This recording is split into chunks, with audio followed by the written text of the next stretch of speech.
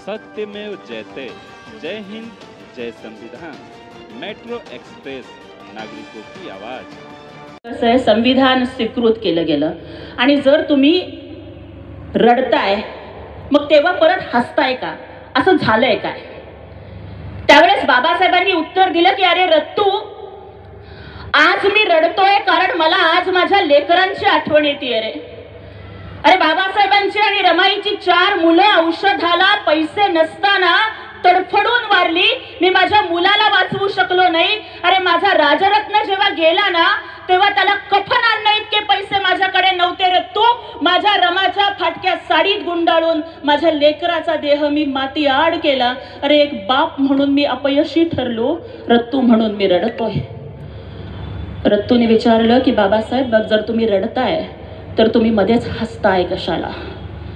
तेव्हा बाबासाहेब म्हणाले की अरे रत्तू, एक बाप म्हणून अपयशी ठरलो, स्वतःच्या लेकराला वाचवू नाही शकलो, पण माझ्या स्वतःच्या लेकरू जरी त्याला मी कफन घेऊ शकलो नाही तरी इथं जन्माला येणारा प्रत्येक राजरत्न सुटा बुटामध्ये वावरावा याची सोय देशाच्या संविधानामध्ये केलेली आहे, म्हणून मी आज हसतोय।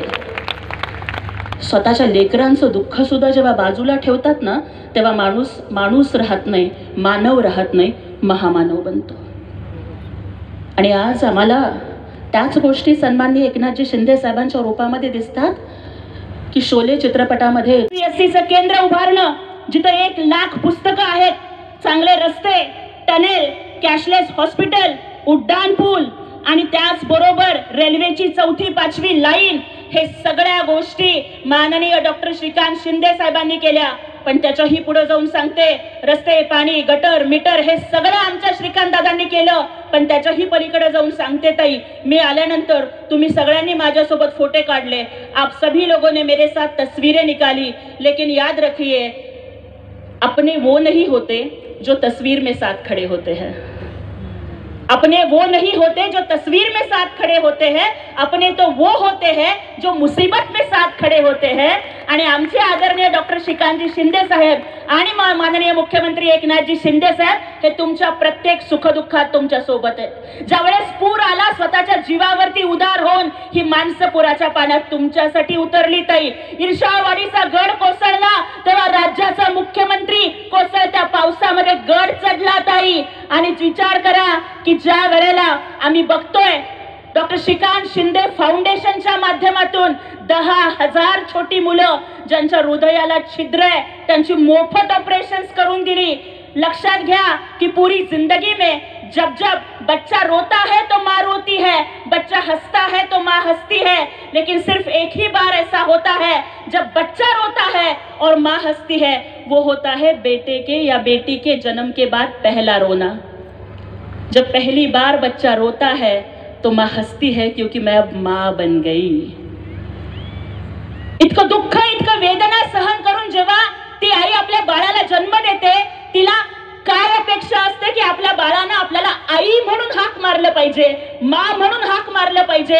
पण ज्या मुलांना बोलता येत नाही, ऐकू येत नाही, जो जिन्हें सुनाई नहीं देता, जिन्हें बोलना नहीं आता, ऐसे हजारों 5,000 से ज्यादा बच्चों का कॉकलियर इम्प्लांट की सर्जरी हमारे डॉक्टर श्रीकांत शिंदे साहब ने की है, इसका हमें अभिमान है। शिवसेना काय आहे बघायची असेल ना ताई, जे लोक हिंदुत्व विचारतात, बुरख्यामधली माझी बहीण सुद्धा शिवसेनेचा भगवा गळ्यात घालते ना, हे शिवसेनेचं हिंदुत्व आहे की जे लक्षात ठेवतो की जात धर्म बघून श्रीकांत शिंदे साहेब आणि एकनाथ शिंदे साहेब कधीच काम करत नाहीत। कारण एक व्हिडिओ तुम्ही सर्च करा सोशल मीडियावरती, गुलाम गौस नाव सर्च करा, 6 वर्षाचं लेकरू आहे, त्याला शॉक लागला, एक हात आणि एक पाय पूर्ण गेला। त्याच्या वडिलांनी श्रीकांत शिंदे साहेब आणि एकनाथजी शिंदे साहेबांच्याकडे त्यांना आणलं आणि डॉक्टर श्रीकांत शिंदे फाउंडेशन कडून उस छोटे से गुलाम गौस को कृत्रिम हाथ और कृत्रिम पाय दिला। जब उस बच्चे को वो नकली पाय और पैर लगाया, हाथ लगाया, उसके बाद हमने उस गुलाम गौस को, मैंने प्रोग्राम में पूछा कि बेटा अब तो हाथ मिल गया, पैर मिल गया, अब क्या करोगे? तो वो गुलाम गौस बोलता है कि मैं बॉर्डर पर जाकर दुश्मनों को गोलियां मारूंगा। त्यामुळे श्रीकांत शिंदे काय आहेत हे जो कोण विचारतील त्यांना सांगा,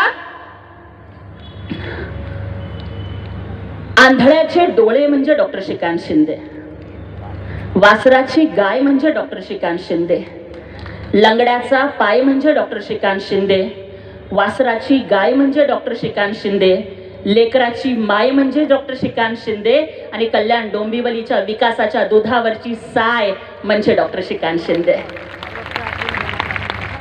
त्यामुळे आज कुणीही येतील, कुणीही सांगतील, काहीही करतील. कुणी म्हणतंय संविधान बदलणार आहेत. अरे मी बाबासाहेबांचं लेकरू आहे, सोलापूरच्या झोपडपट्टीतली पोरगी आहे आणि शिवसेनेचा आवाज डॉक्टर सन्माननीय एकनाथजी शिंदे साहेबांनी मला बनवलं. माझी जात नाही बघितली माझ्या ताईंनो.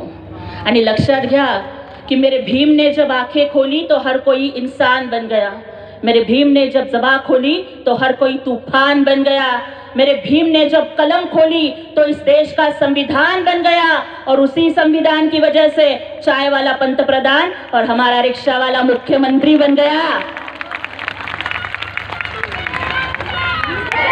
हा संविधानाचा विजय आहे. आणि आमचे नेते माननीय एकनाथजी शिंदे साहेब सांगतात कि जब तक सूरज चांद रहेगा तब तक बाबा साहब का संविधान रहेगा.